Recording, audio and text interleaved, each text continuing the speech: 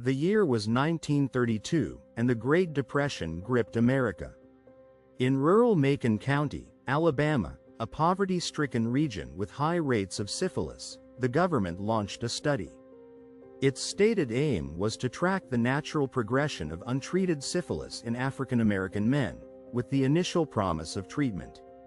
Many of these men were sharecroppers, often illiterate and living in extreme destitution.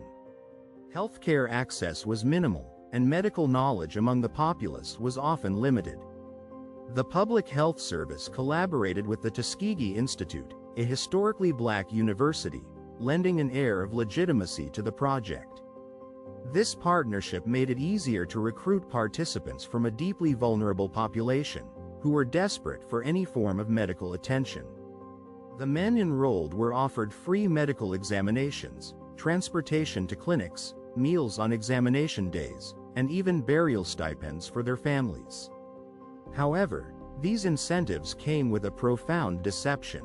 The participants were never informed they had syphilis, nor were they told that they would purposefully be left untreated. They believed they were receiving care for a generalized ailment they knew as bad blood.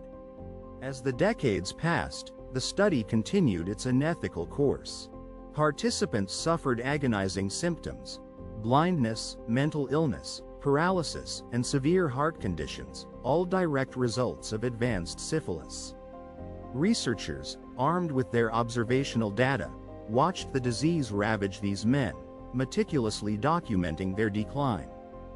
The true human cost was staggering, both for the men and their families.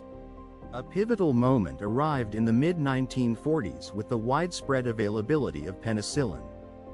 This new, miracle drug offered a simple and effective cure for syphilis.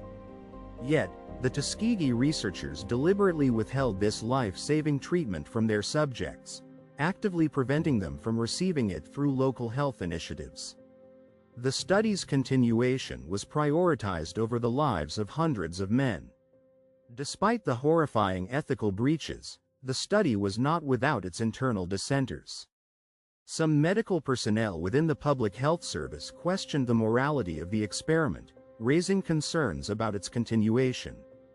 These pleas, however, were largely ignored by the leadership, who rationalized the study's importance for public health knowledge. It took until 1972 for the scandal to finally break.